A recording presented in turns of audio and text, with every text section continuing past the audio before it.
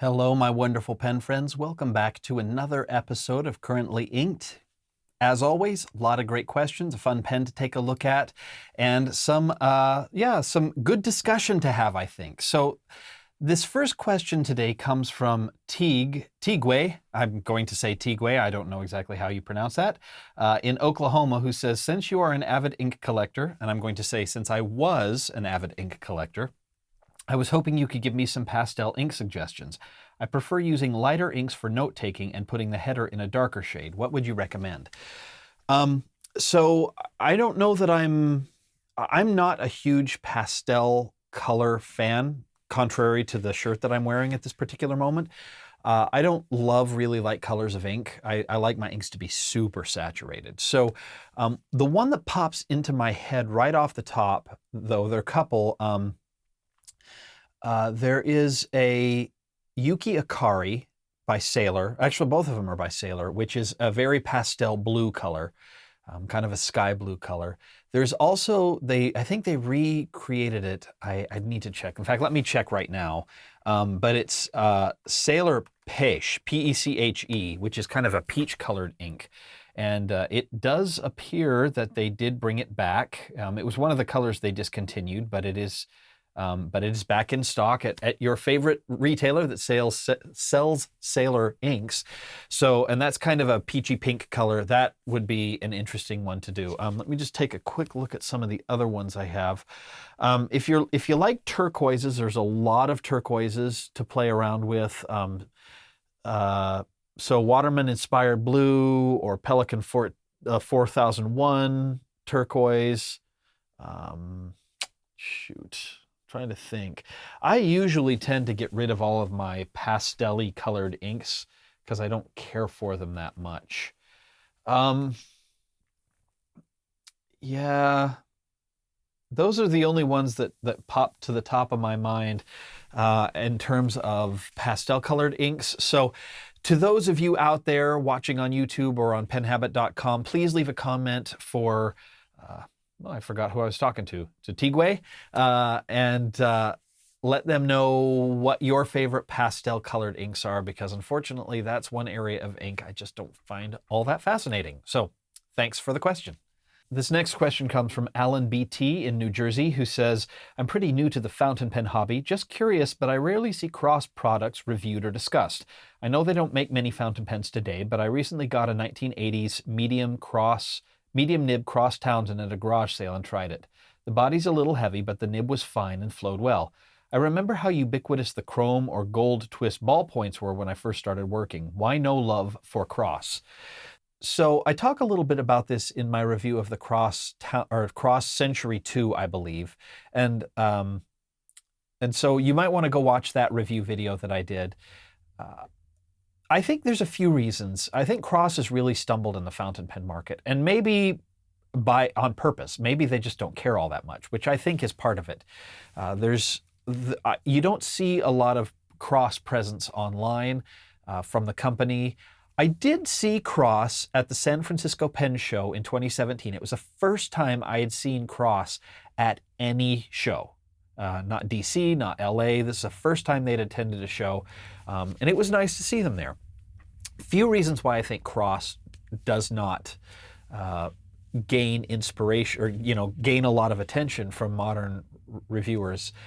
I think they have failed to innovate and iterate on their designs. They are sticking with the same designs they've used for the last 30 years. That Cross fountain pen, that Cross Townsend you found at a garage sale, you can probably buy a pen that looks almost, if not exactly like it today. They just have not updated their lines. They've started doing a few special editions, including Star Wars special editions, but their value and pricing prop is off there. They just aren't paying attention to what the market wants. And so the market's not interested, frankly. There are lots of pens out there that write well. If you can't provide something interesting from a design perspective or a story perspective or a writing perspective, then you're just not going to get people's attention.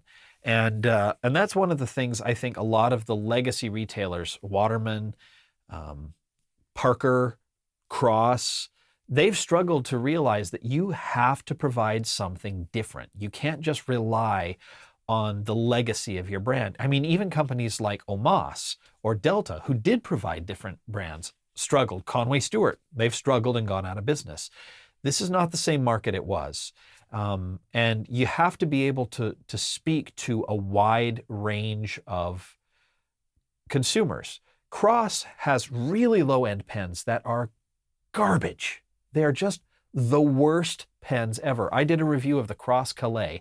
It's a pen I won't even give away. It's a pen that I threw in the trash because it was so bad. I've used $2 Jin Haos that worked better than this Cross Calais. It was a miserable pen.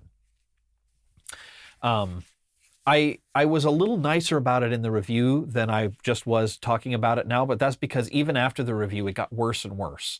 And then they've got these really high-end pens like the Townsend and the Cross, the Star Wars Townsends and things like that sell for $300 to $600. They've got to find a way to improve the quality of the lower end, fill that middle end gap, and be realistic about their prices on the high end. I feel like the whole product portfolio is off. They don't understand the market right now. They are also dead set on sticking with metal pens, and that is not what the market wants right now. By and large, the market is into acrylics and celluloids and colors and interesting lacquers. These black pens and the silver pens with the metal bodies, that's just not what the market is into at the moment. So I think they have decided, hey, most of our energy is going to come from the ballpoint market. Cross is a brand that people think of when they think, oh, my nephew's graduating from high school, I want to get him a nice pen to use in college. Cross is the brand that people think of for that, because for years it's the only brand that has been available at the local office supply stores. I have a sense that that's what they're kind of relying on. That's people either go with a Cross or they go with a Mont Blanc, because those are the ones that just have the attention of the general populace. Inside the community, I don't think Cross has a great reputation because their pens are dated, the nibs are so-so, and the prices are weird. So that's my opinion. And I know there's some people out there who really love the Cross pens. The Century 2 I liked. It was ludicrously skinny for me and not something that I would be able to use on a day-to-day basis, but it wrote really well. I also think that if they could get rid of that whole Cross proprietary converter and cartridge thing and go with Standard International, I think people would probably pick it up a little bit more and start being able to use different inks. People who don't use converters and bottled ink want more than the blue and black that are available in Cross cartridges. So that's my opinion. Richard from Newton, Massachusetts, has a question about the Aurora Duo Cart. It says, can you use a converter to draw ink into the hooded nib without creating ink flow problems from ink drying on or above the nib between the hood and the nib? It seems to me to yank out the current converter for every fill-up would cause the converter to fail in short order. Yes, you can. That is, in fact, one of the benefits of a hooded nib. The hooded nib helps keep the nib more wet, so it keeps it from drying out as easily. So long as you keep the pen capped, with every hooded nib, I have always drawn ink up through the nib in the feed. I wipe it off as well as I can and wick some of the ink back onto a paper towel or a cloth or something like that. But yes, that they were intended to be used that way. So by all means, feel free to do that. You don't have to pull the converter off and ink it with a syringe every time you want to. Susan in Virginia asks, what and where can you buy the journals that you use to list what inks you currently have is in each of your pen? I believe Susan is talking about the currently inked journal, currently inked thing. So they come in pocket size and traveler's notebook size. You can get them on penhabit.com. If you are in the United States, you can also get them from vanness1938.com. And in Europe, I believe the pocket size are sold at pocketnotebooks.co.uk. Once upon a time, La Couronne de Comte also carried them. I don't know if they still do. They may be out of stock, but you can always ask them. And if not, they may be interested in ordering more to sell. So since you're here in the US, you can either buy them directly from the Pen Habit website or from vanness1938.com. And please do. They help support the channel. Ritso in Finland asks, I have a vintage pen, a Pelikan 120 from the 1950s or 1960s, I believe. It writes very well, but the nib has a flat spot. The medium nib writes like an extra broad. This pen has seen decades of use. The flat is plain wear. Can it still be corrected? I know it was a cheap pen when it was made, but I like the old warrior look of this pen and it writes like a dream, just too wide and wet for my tastes. No nibmeisters on this side of the big water. So yeah, a flat spot, assuming there's enough tipping material left on the tip of the nib, a flat spot can be corrected. It can be mitigated, maybe is a better word to use. What I would do is find some micro mesh and actually, if this were my nib here, and I'm not actually gonna do it on micro mesh, but what I would do is, assuming that the flat spot is right here, what you want to do is kind of knock those edges down. So take the nib and go from top down and from side to side like that, and from bottom up.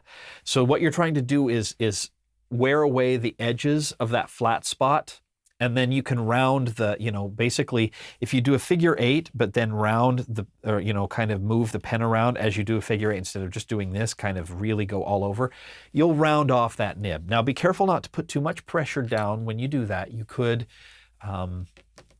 make a little bit of baby's bottom on the inner margins of the tines, but go slow. Start, if you're not comfortable doing something like that on an old pen, start with a real light micro mesh, something like a 6,000 to 8,000 grit micro mesh, instead of going to 1,200 or 2,400, which is what I would do because I'm a little more comfortable with it. But yeah, now keep in mind, you are removing tipping material. So the more tipping material you remove, the less there is to work with in the future. What you may end up with may not be back fully to a medium. It may be finer, it may be a little bit wider, but it would remove that flat spot. The wetness of the nib could also play a part, because I know a lot of these nibs from the 50s and 60s have pretty soft nibs. So that may be a contributing factor as well to why the pen is writing so broad for you. So if you're able to reduce the ink flow a little bit, you might want to try that. You might not. I don't know. Having not held it in my hands, those are just a few areas to look at. So it is doable. Be careful. Make sure you're watching watch carefully to make sure that you're not polishing away all of the tipping material and getting to the gold underneath. You start doing that, you're going to run into real big problems real fast. So good luck. Let me know how it turns out. Okay, let's do another currently inked. So this is a pen that I bought many years ago. Most of you know from the look of it, this is the Visconti Homo sapiens Bronze Age. It's a wonderful pen. Now I've talked about this a lot in the past. It's a pen that every time I use it, I remember how much I like it. I don't turn to it very often because it is, aside from the fact that it's made from, as Brian Goulet once said, frickin' lava, it's not all that interesting to look at. Nice and heavy, really cool feel in the hands. The nib, when I got it, was a disaster, as has been almost every Visconti nib I've ever purchased. It was so bad I was unable to fix it myself, so I had to take it back to the retailer. He fixed it for me, and now it writes like a dream, after I did a little additional smoothing work. So he fixed the ink flow problems, I smoothed it out, and now it is a wonderful, wonderful writer. And I don't use it very often, but every now and again I want to pull it out. And I wanted to use it for the Christmas cards I never ended up sending out this year. And so I inked it up with Pelikan Edelstein Aventurine, which runs a little on the dry side, that ink does. But the reason I used it is because I was using cards that were not fountain pen friendly. So I wanted an ink that was a little drier. And this is a pretty wet pen. So nice, lovely, Christmassy green ink color in a nice, fun to use pen with a soft nib. And there you go for currently inked. Final question is one I've kind of answered before, but I'll answer again because why not? It comes from James in Texas, who says, what is the catalyst for you that makes you decide you no longer want a certain pen in your collection? I've heard you say that you had pens you really liked but got rid of them. Why? Short answer is I wasn't using them. If it doesn't matter how much I like a pen, if I find myself not turning to that pen, I clearly don't like it enough to keep it. This is one of those pens that actually falls into that category. I inked it up a couple of months ago because I thought, you know, I want to use this one more time. If I love it, I'll keep it. If I don't love it, well, let me rephrase that. If I love it, I'll keep it, and I need to start using it more often. And if I don't love it, or I decide I don't want to keep using it more often, I need to get rid of it because it's a nice pen, but I don't need it in my collection if I'm not going to use it.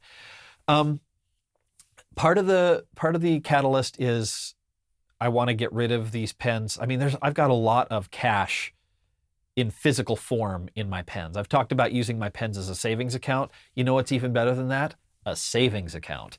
So rather than keeping my pens, rather than keeping my money stuck in the physical form of a pen, I'd rather keep it in a 401k or an IRA or a savings account or a vacation, you know, in memories as opposed to in a thing. So every few months, I go through my collection and I pull out everything I haven't used. In fact, I even did this thing where I turned them all upside down in the case. And at the end of 6 months, any pen that was still upside down, I just pulled out of the case and put in the other room. And it's like, okay, I'm going to ink these, use them to write. If I want to keep, after that, if I want to keep it, I will put it back in, but I'm going to put it upside down again to remind me I need to use it. And if I like it, but I don't love it, or if I think I love it, but I'm not going to use it because it's not interesting to me, or it's too wet for the way I write, or it's a flat nib as opposed to a round nib, which I prefer, then I will list it up on the Pen Habit website and sell it.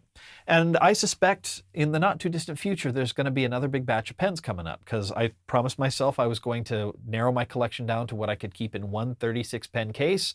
And right now I've got 2 cases, one that's 36 pens and one that's 26, and the other one is full. So there's going to have to be a lot of cleaning that happens soon.